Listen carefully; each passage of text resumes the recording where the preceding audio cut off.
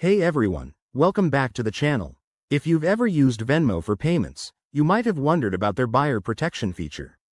In this video, we're breaking down everything you need to know about Venmo buyer protection in 2025, so you can shop smarter and stay secure.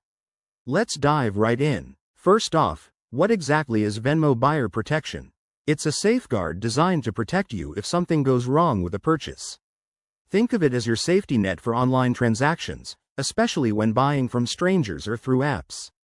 In 2025, Venmo has reportedly enhanced this feature with faster dispute resolutions and broader coverage, making it even more user-friendly.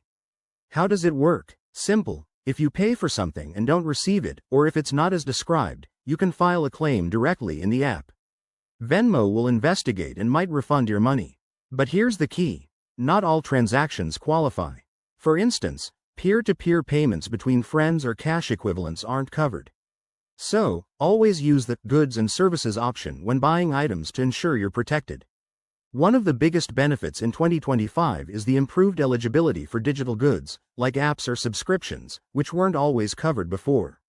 This means more peace of mind for everyday online shopping.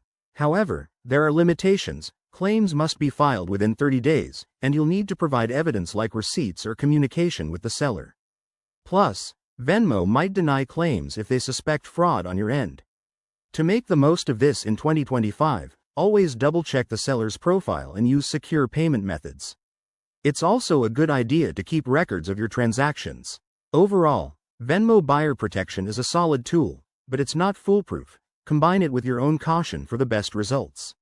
In conclusion, understanding Venmo buyer protection can save you headaches and money in 2025. If you're a Venmo user, go ahead and review your settings today. Thanks for watching. If you found this helpful, hit that like button and subscribe for more tech tips. See you next time.